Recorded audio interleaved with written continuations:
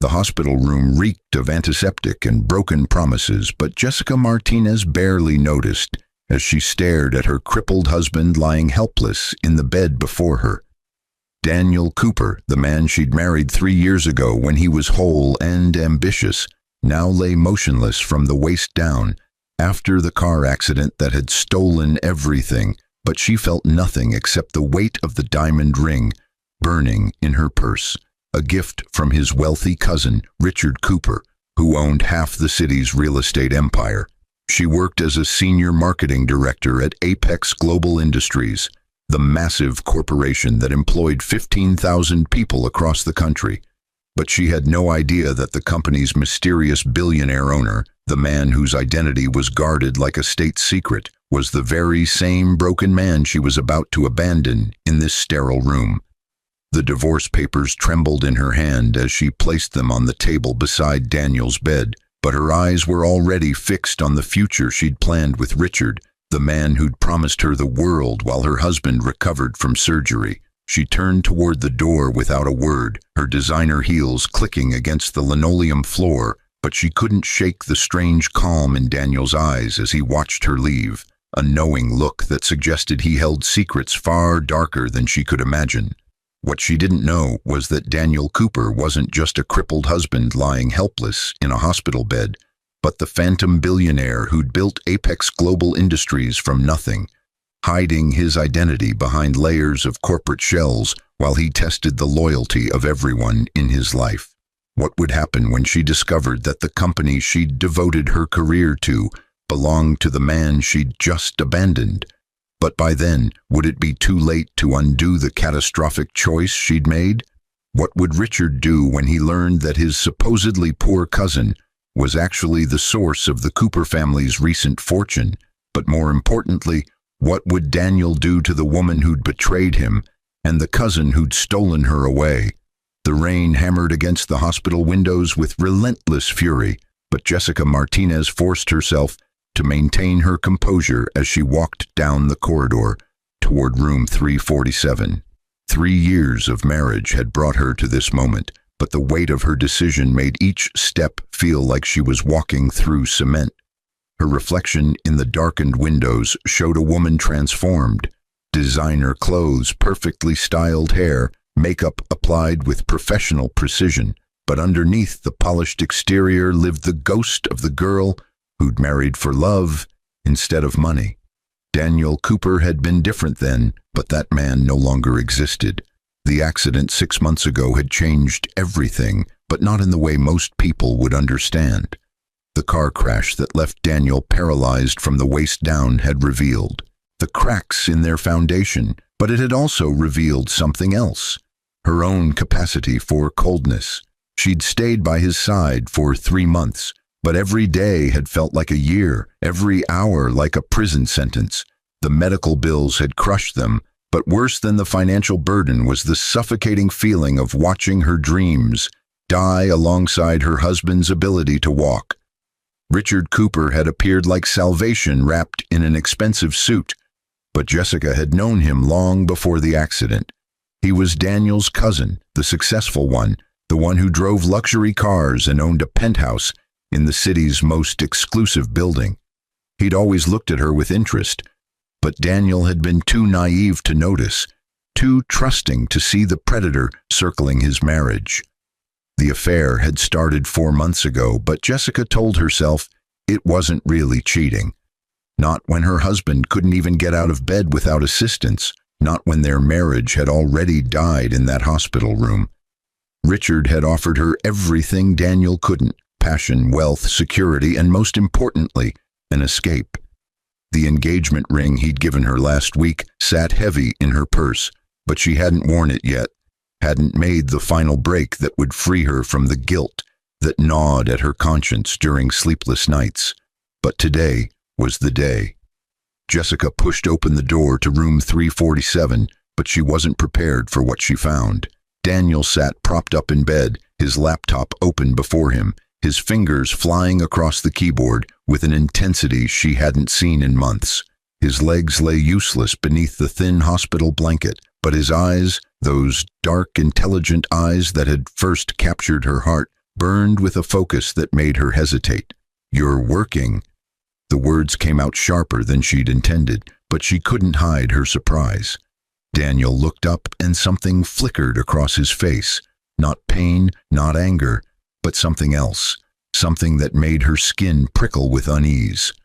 "Just finishing up some business," he said quietly, but his voice carried none of the weakness she'd expected. He closed the laptop and set it aside, his movements deliberate and controlled.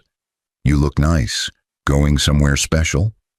The irony wasn't lost on her, but Jessica refused to let guilt derail her plan. She'd rehearsed this conversation 100 times, but now that the moment had arrived, her carefully prepared speech evaporated. Instead, she pulled the envelope from her purse and placed it on the table beside his bed. "Divorce papers," she said flatly, but her hands trembled as she released the envelope. "I've already signed them. Your lawyer can review the terms, but I think you'll find them fair." Daniel's expression didn't change, but he reached for the envelope with steady hands. He didn't open it, didn't scan the contents with desperate eyes or beg her to reconsider. Instead, he simply nodded as if he'd been expecting this exact moment. "Richard," he said softly, but it wasn't a question. Jessica's breath caught, but she refused to look away. "He loves me. He can give me the life I deserve, but more than that, he can actually be there for me. You can't even—" She stopped herself, but the damage was already done. "I can't even walk," Daniel finished for her, but his voice held no bitterness, no accusation. "You're right. I can't give you what you want anymore. Maybe I never could." The admission should have made her feel vindicated, but instead it left her hollow. She'd expected anger, tears, desperate pleas, anything but this calm acceptance. It felt wrong, like walking into a trap she couldn't see. "I'm sorry," she whispered, but the words felt empty even as she spoke them. "I tried, Daniel, I really did. But I can't spend the rest of my life as a caretaker. I'm 32 years old. I want children, a real marriage, a partner who can—" "Be a man?" Daniel's lips curved into something that wasn't quite a smile. "Go ahead, Jessica. Say what you really mean." Her cheeks burned, but she lifted her chin defiantly. "Yes, I need a man who can be a real husband, but you're not that anymore. The accident took that away from both of us." Daniel studied her for a long moment, but his expression remained unreadable. "When's the wedding?" The question caught her off guard, but she answered honestly. 3 months. Richard wants to do it properly.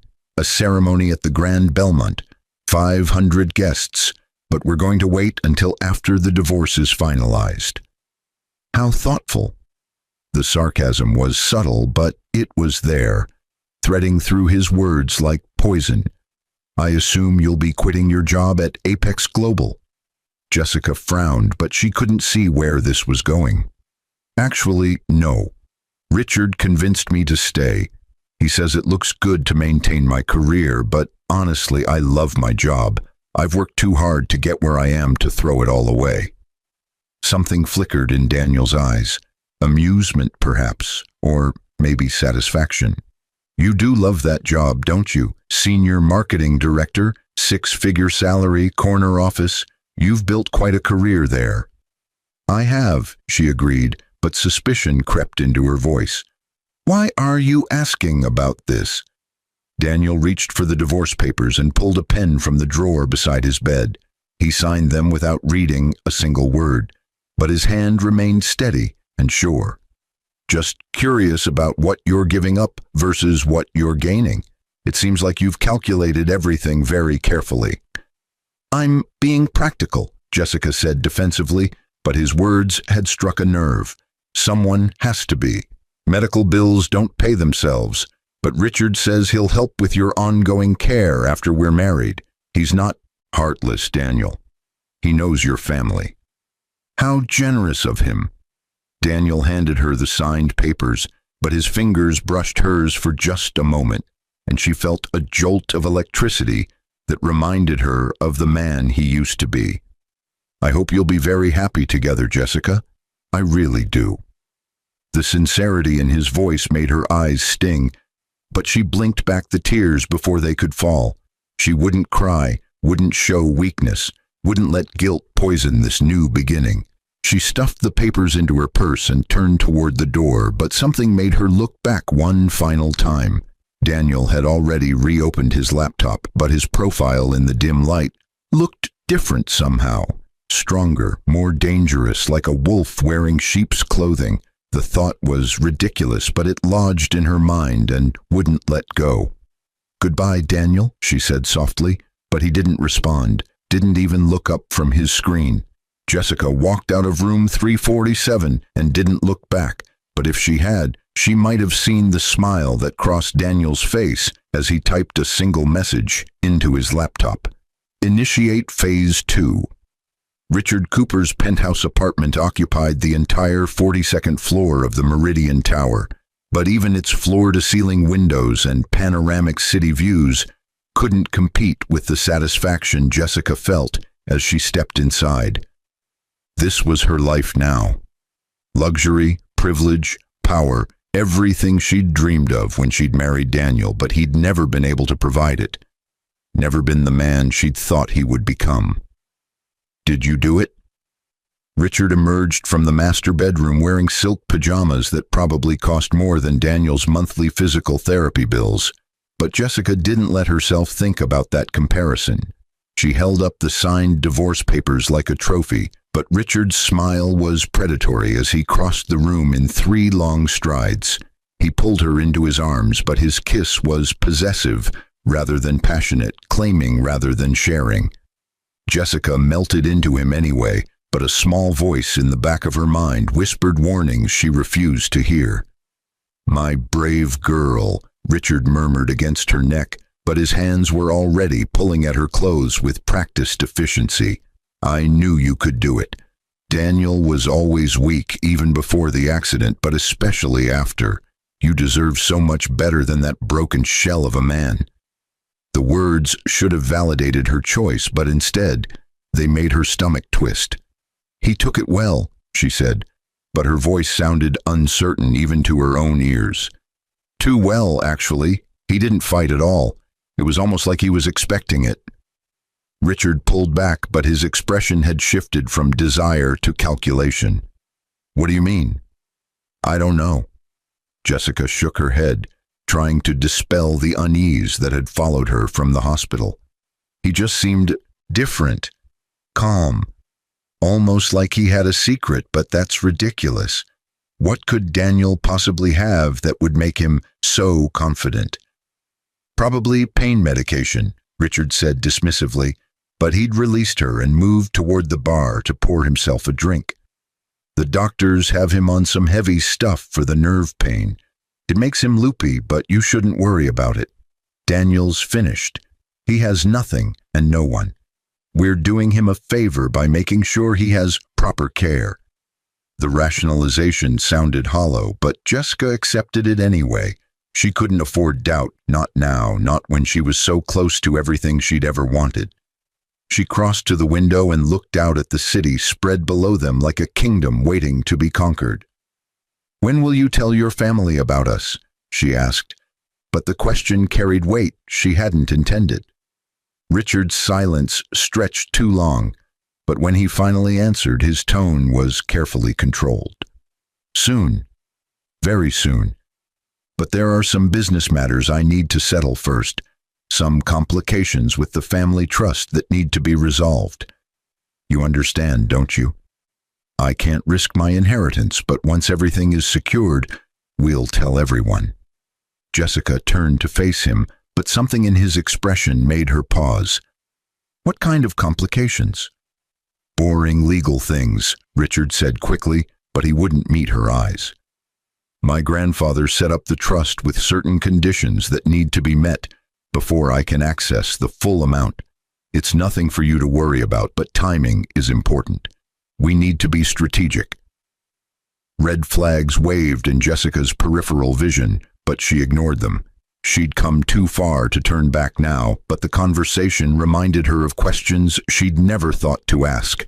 Richard was wealthy, everyone knew that, but the source of his wealth had always been vague. Real estate, investments, family money, but nothing concrete, nothing specific. "How much are we talking about?" she asked carefully, but Richard's expression hardened. "Enough," he said flatly.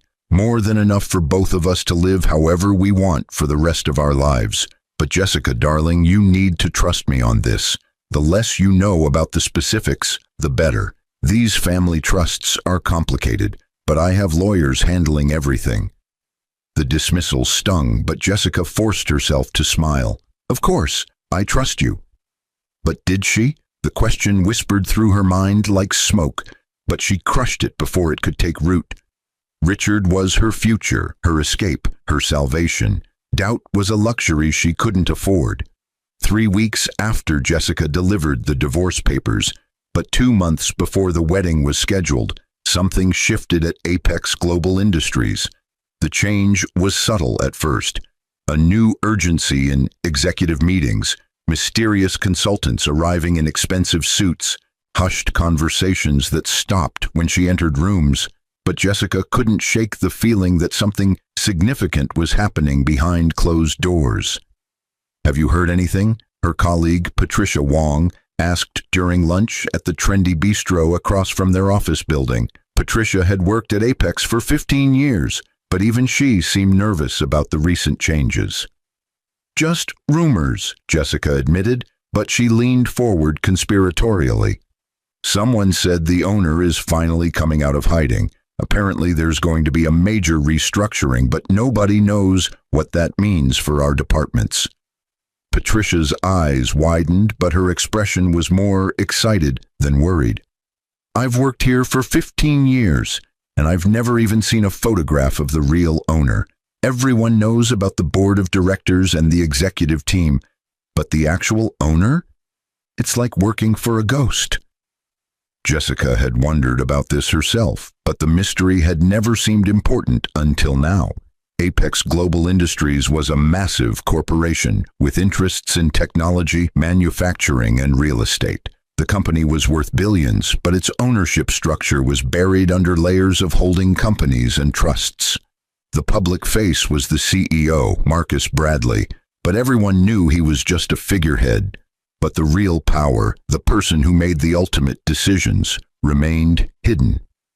"Do you think it matters?" Jessica asked, but Patricia's expression suggested she was missing something obvious. "Jessica, if the owner is coming out of hiding after all these years, it means something big is about to happen. Companies don't restructure without reason, but more importantly, when billionaires reveal themselves, it's usually because they're about to make moves that will affect everyone. We need to be prepared for anything." The conversation haunted Jessica for the rest of the day, but she tried to focus on her work. She had a major campaign launching in 6 weeks, a complete rebrand for one of Apex's subsidiary companies, but the project had suddenly been put on hold without explanation. Her emails to the executive team went unanswered, but her access to certain files and databases had been restricted. Something was definitely wrong, but Jessica couldn't figure out what. That evening, she mentioned it to Richard, over dinner at an exclusive restaurant where the wine cost more than her old car payment. Richard listened with apparent disinterest, but Jessica noticed how his jaw tightened when she mentioned the restructuring. "It's probably nothing," he said dismissively, but he reached for his wine glass with unnecessary force. "Companies reorganize all the time. You're being paranoid, but I suppose that's understandable, given everything you've been through with Daniel." The mention of her ex-husband felt deliberate, but Jessica couldn't figure out why Richard would bring him up now. They'd barely discussed Daniel since the divorce papers had been filed, but Richard's expression had gone cold and distant. "Have you seen him?" she asked carefully, but Richard's response was sharp and immediate. "Why would I see him? He's nothing to me, but more importantly, he should be nothing to you. You're moving forward, Jessica. Stop looking back." The rebuke stung, but Jessica fell silent. Richard was right. She needed to focus on the future, but something about his reaction felt wrong. They were cousins, supposedly close before the accident, but Richard spoke about Daniel with contempt rather than pity.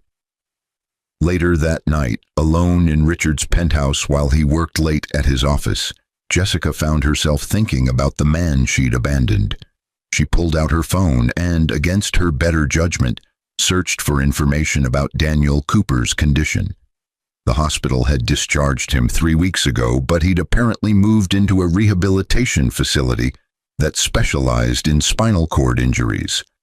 On impulse, she called the facility, but the receptionist's response was unexpected. "I'm sorry, ma'am, but we don't have any patient by that name in our facility." Jessica frowned, but she double-checked the name. "Daniel Cooper? He should have been admitted about 3 weeks ago. Paraplegic spinal cord injury from a car accident. I understand, but we have no record of that patient. Perhaps you have the wrong facility." But Jessica had been copied on all the transfer paperwork. She'd seen the name of the facility, had even helped arrange the transportation. So where was Daniel? A chill ran down her spine, but she told herself she was being ridiculous. There were probably dozens of rehabilitation facilities in the city, but she'd misremembered which one Daniel had chosen. It didn't matter anyway. He wasn't her responsibility anymore, except she couldn't shake the feeling that something was very, very wrong. The bomb dropped on a Tuesday morning, but it detonated with the force of a nuclear explosion. Jessica arrived at Apex Global Industries to find the lobby filled with news crews, photographers, and security personnel she'd never seen before. The energy in the building crackled with electricity, but nobody would tell her what was happening. Emergency meeting in the main auditorium. Patricia grabbed her arm as she stepped off the elevator. Every department head, every senior manager, everyone's been summoned, but nobody knows why. The auditorium was packed with hundreds of employees, but the stage remained empty except for a single podium and a massive screen displaying the Apex Global logo. Jessica found a seat near the middle, but her heart pounded with unexplained dread. CEO Marcus Bradley walked onto the stage, but his usual confident swagger had been replaced by visible nervousness. He approached the microphone with obvious reluctance, but his voice was steady when he spoke.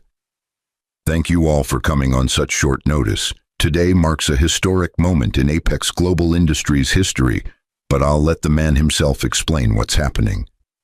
For the first time in the company's 20-year existence, I'm honored to introduce you to the founder, owner, and true visionary behind everything we've built, but I suspect many of you will be shocked by who he really is."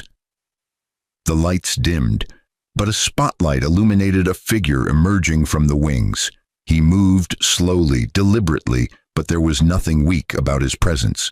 The wheelchair gleamed under the stage lights, but the man sitting in it commanded the room with an authority that made Jessica's blood turn to ice.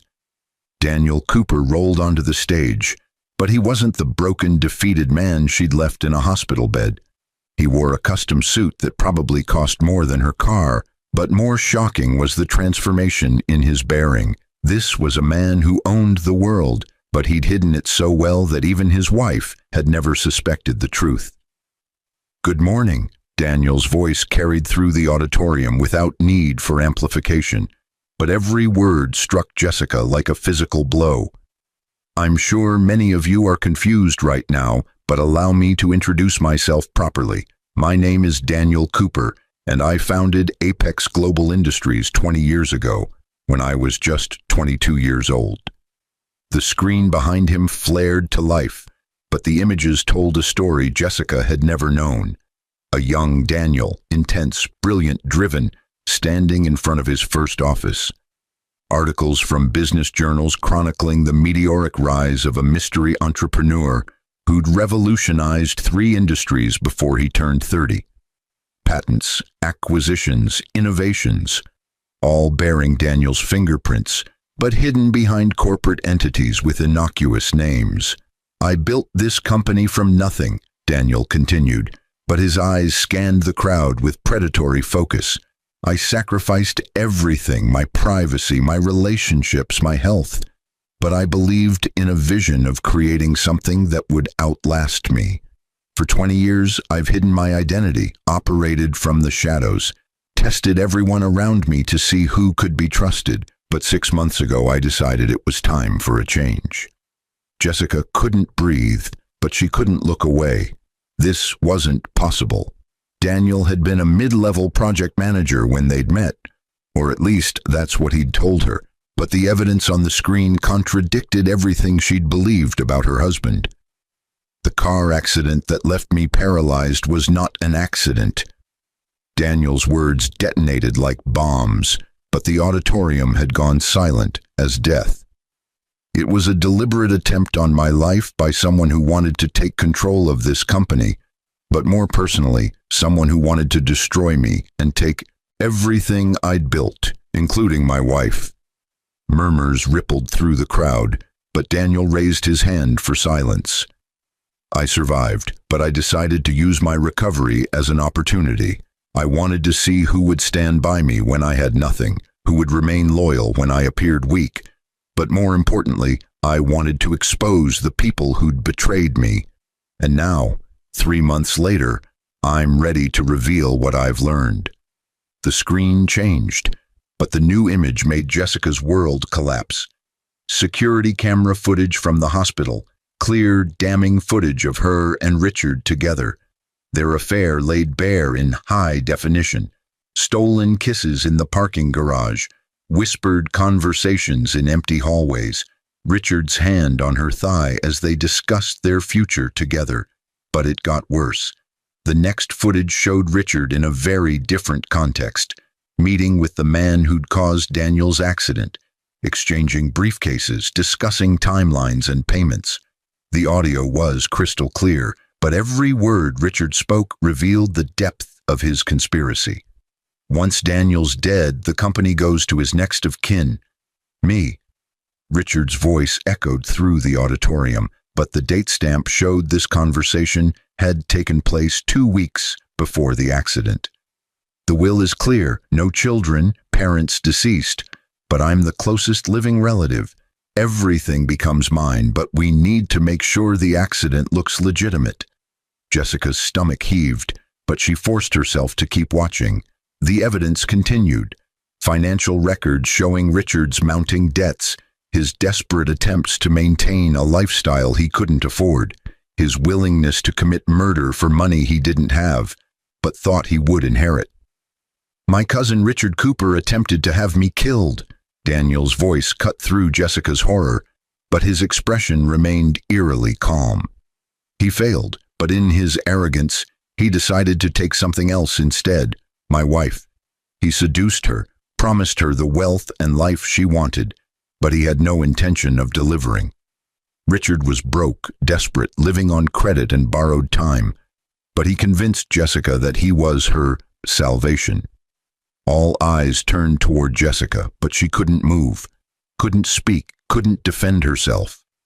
The evidence was overwhelming, but more devastating was the realization of how completely she'd been manipulated.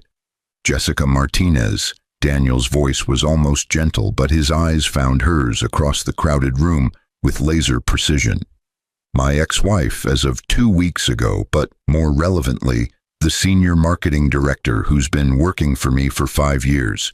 You asked me once why I never talked about my work, why I kept my professional life separate from our marriage, but I told you I was just a project manager trying to work my way up. You believed me, but you never questioned why we lived so modestly when my salary should have afforded us more. You never wondered why I was always working, always traveling, always busy with meetings I couldn't discuss. But you were too focused on what you didn't have to see, what was right in front of you. The accusation in his words made Jessica flinch, but she couldn't deny the truth. She'd been so consumed by her dissatisfaction, so focused on the life she wanted instead of the life she had, but she'd never looked beneath the surface of the man she'd married. I tested you, Daniel continued, but now his voice carried an edge of steel. I gave you every opportunity to prove your loyalty, to show that you loved me for who I was, rather than what I could give you, but you failed. And now, Jessica, you get to learn a very expensive lesson about what happens when you betray someone who holds all the cards. The screen changed again, but this new image made Jessica's vision blur with tears.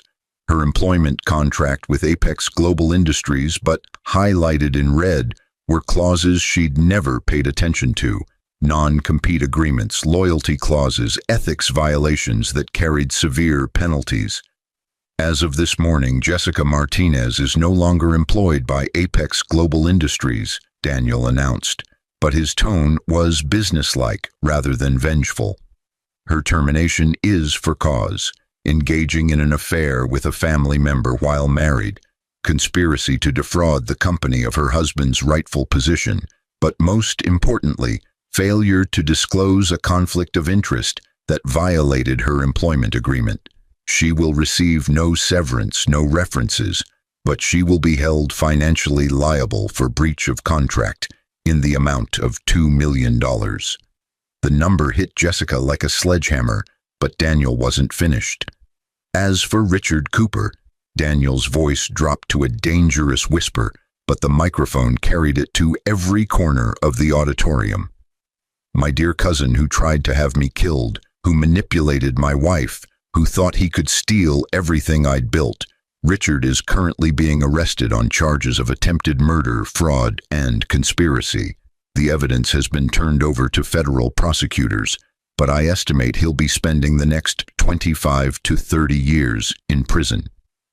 The auditorium exploded with shocked gasps and whispers, but Daniel raised his hand for silence once more. Let this be a lesson to everyone in this company, he said quietly, but his words carried the weight of absolute authority. Loyalty matters, integrity matters. I built Apex Global Industries on the principle that talent and dedication should be rewarded, but betrayal will be punished without mercy. I gave both Jessica and Richard chances to prove themselves, but they chose greed over loyalty, deception over truth. But now they'll pay the price for those choices. Jessica stumbled from her seat, but her legs barely carried her toward the exit.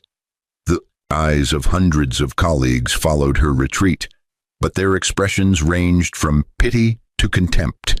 She'd lost everything: her job, her future, her reputation, but worst of all, she'd lost the one thing she'd never valued until it was gone. Daniel Cooper had been extraordinary all along, but she'd been too blind to see it. The next 72 hours passed in a nightmare blur, but Jessica couldn't wake up from the horror of her new reality. The story had exploded across every news outlet. Billionaire's wife abandons him after attempted murder by cousin, read one headline, but others were far less kind. Her photo appeared on television, on websites, in newspapers, but every story painted her as the villain who'd abandoned her disabled husband for a murderous cousin. The financial devastation was immediate and crushing, but the $2 million judgment from Apex Global was only the beginning. Her apartment, rented with Richard's money, which turned out to be credit card debt and loans he couldn't repay, was seized by creditors. Her car was repossessed, but her bank accounts were frozen pending the civil suit. She had nothing except the clothes on her back and the crushing weight of public shame. But the physical losses paled compared to the emotional destruction, because as she lay alone in a cheap motel room she could barely afford, Jessica finally understood what she'd thrown away. Daniel had been testing her, but not out of cruelty, out of hope. He'd wanted to believe she loved him for who he was, not what he could give her, but she'd proven him wrong at every turn. The modest lifestyle, the simple apartment, the careful budgeting, all of it had been a test she'd failed without even realizing she was being evaluated. And now Richard, the man who'd promised her everything, sat in a federal detention center awaiting trial. The news had revealed the full extent of his crimes: the attempted murder, the fraud, but also a string of other victims he'd manipulated and exploited. Jessica had been just another mark in a long line of women he'd used and discarded, but she'd been too flattered by his attention to see the predator beneath the charm. On the fourth day after the revelation, a lawyer appeared at Jessica's motel room door, but his presence was unexpected rather than threatening. He carried a manila envelope, but his expression was professionally neutral. "Ms. Martinez, I represent Danielle Cooper," the lawyer said without preamble. "My client wanted me to deliver this to you personally." Jessica took the envelope with trembling hands, but she couldn't imagine what else Daniel could possibly take from her. She'd already lost everything, but apparently he wasn't finished destroying her. Inside the envelope were two documents, but the first one made her eyes flood with tears. It was a check for $500,000, but the memo line read, "Settlement in full, for all civil claims." The second document was a letter, but the handwriting was Daniel's, the strong, confident script she'd always admired. "Jessica, I imagine you're confused by this check, but let me be clear, this is not forgiveness and it's not charity. This is me acknowledging that while you made terrible choices, you were also a victim of Richard's manipulation. He lied to you, used you, but ultimately, the responsibility for your actions remains your own. The $2 million judgment stands on the books, but I'm settling it for this amount because I'm not interested in crushing you completely. You were my wife, and despite everything, there were moments of genuine connection between us.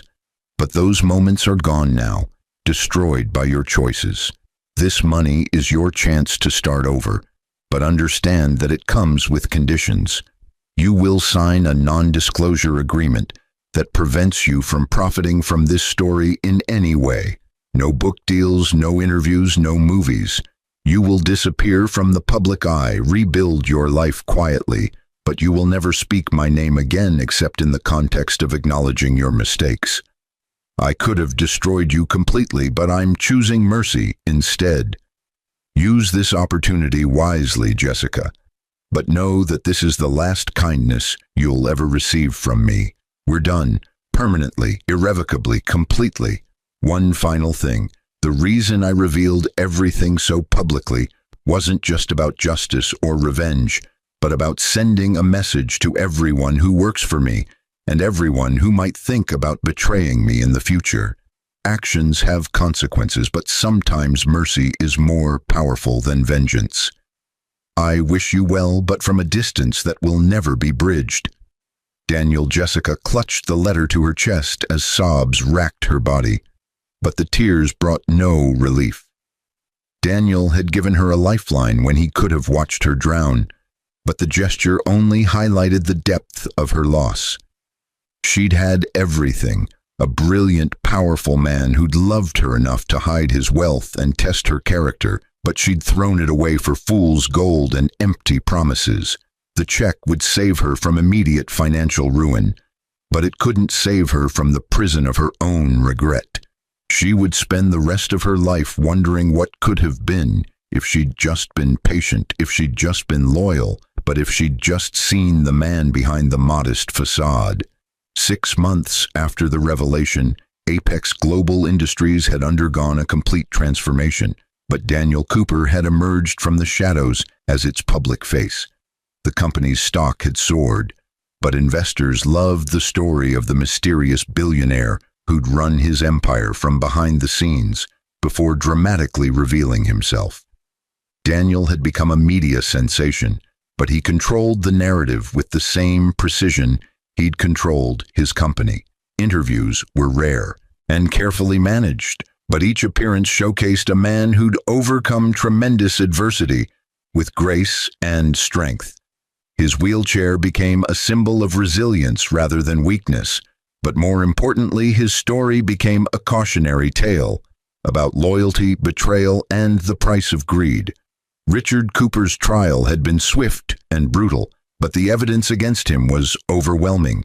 He'd been convicted on all counts: attempted murder, fraud, conspiracy, but the judge had shown no mercy. 35 years in federal prison, but with eligibility for parole after 25. He was 42 years old, but he would be an old man before he tasted freedom again. From his cell, Richard had tried to reach out to Daniel, but every letter went unanswered. Every attempt at reconciliation rejected. Daniel had drawn a line in the sand, but he'd made it clear that some betrayals could never be forgiven. Family meant nothing when measured against attempted murder, but Richard had learned that lesson too late to save himself. As for Jessica, she'd taken Daniel's money and disappeared, but not from the country, just from the public eye. She'd moved to a small town 3 states away, taken a job as a marketing consultant for a local firm, but she lived quietly, modestly, haunted by the ghosts of her choices. She never married again, but she dated occasionally, though every man she met was inevitably compared to the husband she'd thrown away. None of them measured up, but that was the price she paid for her mistakes. She'd had the best and traded him for worse, but now she lived in the hollow space between what she'd lost and what she could never reclaim. Late at night, when insomnia kept her awake, Jessica would search for news about Daniel Cooper, but each article was a knife to her heart. He'd moved on, rebuilt his life, but he'd done it without her. There were rumors of women, beautiful, accomplished, loyal women who saw him for what he truly was, but Daniel kept his personal life private now, protected by walls she'd helped him build. One article in particular haunted her, but it appeared 8 months after the revelation in a prestigious business magazine. The journalist had somehow convinced Daniel to discuss his marriage, but his words had been chosen with surgical precision. "Do I regret testing my wife?" Daniel had said, his expression thoughtful in the accompanying photo. "No, I regret that she failed the test, but I don't regret giving her the opportunity to prove herself. Some people believe love should be unconditional, but I think true love is demonstrated through loyalty when things are hard, not just when they're easy." Jessica had every chance to show me she loved me for who I was, but instead she showed me she loved what she thought I could give her. That's not love, that's a transaction, but I'm grateful I learned the truth before I wasted any more years on someone who didn't deserve them. The words had been fair but devastating, but Jessica couldn't argue with their accuracy. She had been transactional, had been focused on what she could get rather than what she could give, but the realization had come too late to matter. 2 years after the revelation, but long after Jessica had resigned herself to a life of quiet regret, she received a package at her small apartment. There was no return address, but the handwriting on the label was unfamiliar. Inside was a single item, a small velvet box, but Jessica's hands trembled as she opened it. Her wedding ring sat nestled in the satin lining, but it had been modified. The simple gold band she'd returned to Daniel, along with the divorce papers, now held a single small diamond. Nothing ostentatious, but something meaningful. Tucked beneath the ring was a note in Daniel's handwriting. "Jessica, I had this made for you 2 months before the accident, but I never had the chance to give it to you. I was planning to surprise you on our 3rd anniversary with the truth. About who I really was, about the life we could have together, but about how I'd been testing you not because I didn't trust you, but because I wanted to be absolutely certain you loved me for the right reasons. The accident changed everything, but not in the way you think. It accelerated my timeline, forced me to make decisions faster than I'd planned. But ultimately, it revealed truths I needed to see. You failed my test, Jessica, but I've spent 2 years thinking about whether the test itself was fair. I've concluded that it was fair, but it was also cruel. I put you in an impossible situation, married to a man who hid his wealth, who made you struggle financially when he could have made life easy, but who wanted to know if you would love him when he had nothing. That's not trust, Jessica. That's manipulation, but I've done a lot of growing in the past 2 years, and I've realized that I share responsibility for what happened between us. This ring represents the life we could have had, but it also represents my acknowledgement that I played a role in destroying that possibility. I wanted to give it to you not as an attempt at reconciliation. That ship has sailed, but as closure for both of us. You're free now, Jessica. Free from the debt, free from the judgment, but most importantly, free from the guilt I've kept you chained to through my very public revenge. I've had my pound of flesh, but continuing to punish you serves no purpose except feeding my own ego. Move forward with your life. Find someone who loves you for exactly who you are, flaws, mistakes, poor choices and all. But learn from what happened between us. Learn that integrity matters more than comfort, that loyalty is worth more than luxury, but that sometimes the people we think we know are mysteries we never bothered to solve. This is goodbye, Jessica. The real goodbye, not the angry one we had in the hospital, but the mature one we both deserve. I wish you well, but I wish it from a distance we'll maintain for the rest of our lives. Daniel P.S. The diamond is real, by the way. Not huge, not ostentatious, but genuine, just like the love I had for you once was. Keep it or sell it, but know that it represents both what we had and what we lost. Jessica held the ring up to the light, but the small diamond sparkled with a brilliance that seemed impossible for something so modest. It was perfect. Not the flashy rock she'd once dreamed of, but something meaningful and real, but it had come 2 years too late to matter. She could sell it, could use the money to continue rebuilding her life. But something stopped her. Instead, she placed the ring on a chain and wore it around her neck, hidden beneath her clothes where no one could see it, but where she would always feel its weight against her heart. It was her reminder, her punishment, but also her lesson. She'd had everything and thrown it away, but Daniel had given her the rarest of gifts. Not forgiveness, but closure. He'd released her from the prison of his anger, but the prison of her own regret would last forever. That was the real punishment, but it was the one she deserved.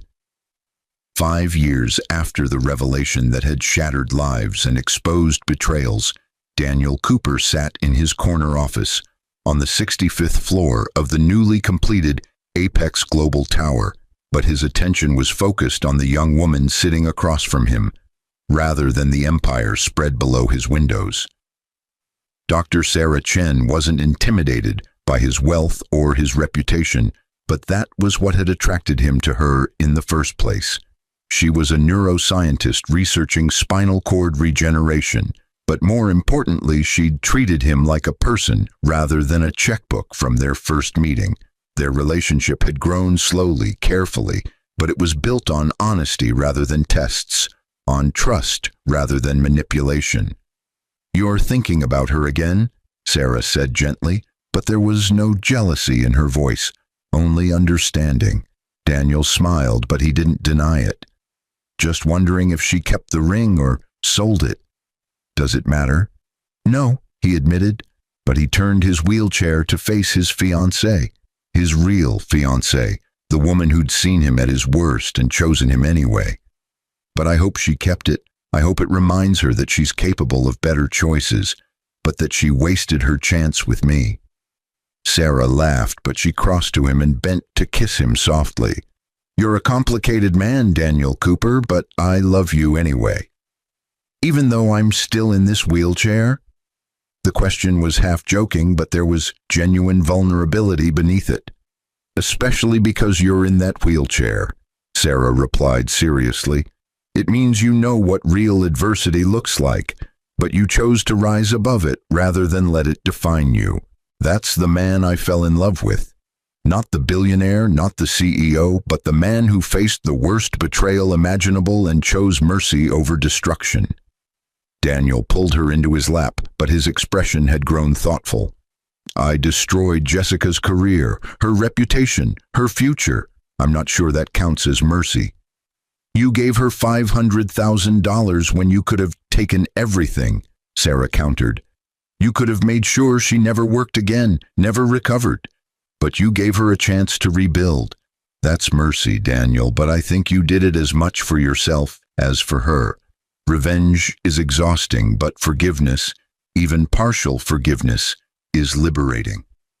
She was right, but Daniel had learned that lesson slowly, painfully, over years of therapy and self-reflection. The public revelation had been necessary, the exposure of Richard's crimes had been justice, but the continued punishment of Jessica had been cruelty, but he'd eventually recognized the difference. "Do you ever wonder what would have happened if she'd passed your test?" Sarah asked quietly. Daniel considered the question carefully, but his answer was honest. "Yes, but I've concluded that our marriage was doomed from the beginning. I married her for the wrong reasons. I was attracted to her beauty, her ambition, but I never really knew her as a person. I was so focused on building my empire, on hiding my success, but I never built a real foundation with her. The test was just my way of confirming what I already suspected. We weren't right for each other, but I needed her to be the one to prove it." "That's remarkably self-aware," Sarah said, but her expression was approving. "Most people would just blame their ex and move on." "I blamed her for years," Daniel admitted, but his smile was rueful. "But therapy helped me see that I played a role in our failure. Not the biggest role. She made her choices, but I created an environment where those choices seemed rational to her. I can't change the past, but I can learn from it." Sarah kissed him again, but this time it was deeper, more passionate. "That's why I said yes when you proposed, but I also said yes because you asked me honestly, without games or tests.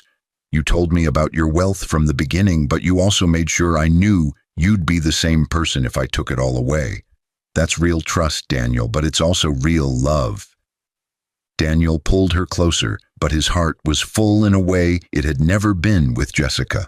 This was what partnership felt like.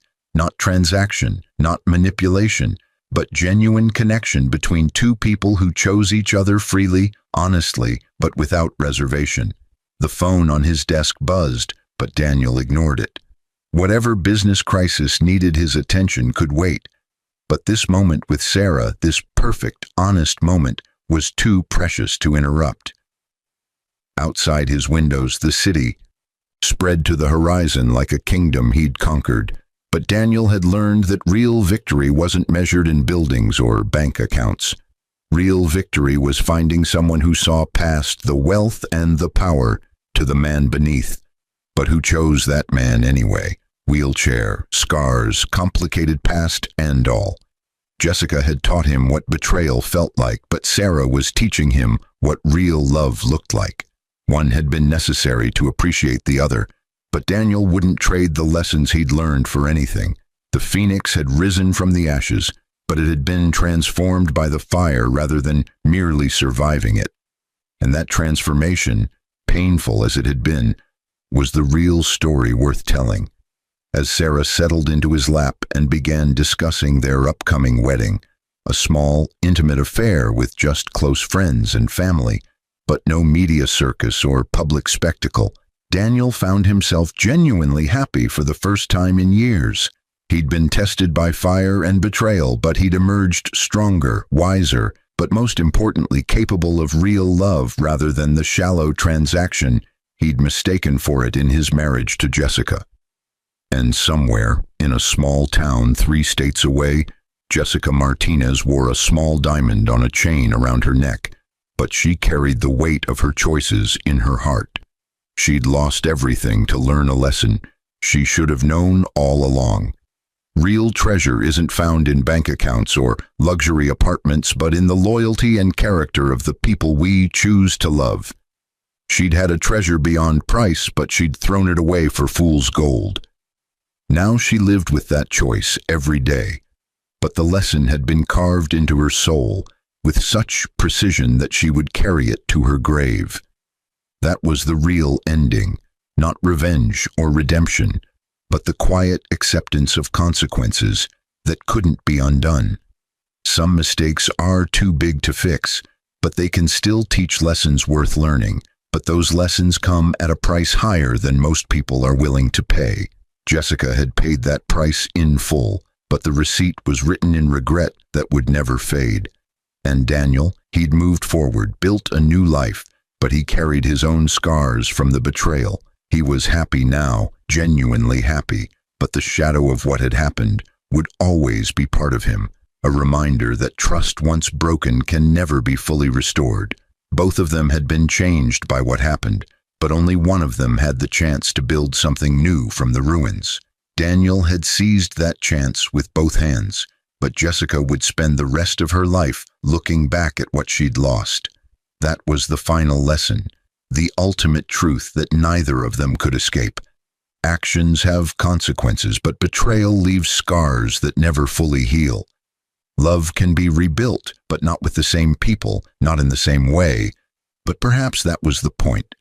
Sometimes the only way forward is to burn everything down and start again from the ashes, but only the strongest survive the fire strong enough to build something better. Daniel Cooper was one of those people, but Jessica Martinez was not. And that difference, more than anything else, explained why one of them was happy and the other was haunted.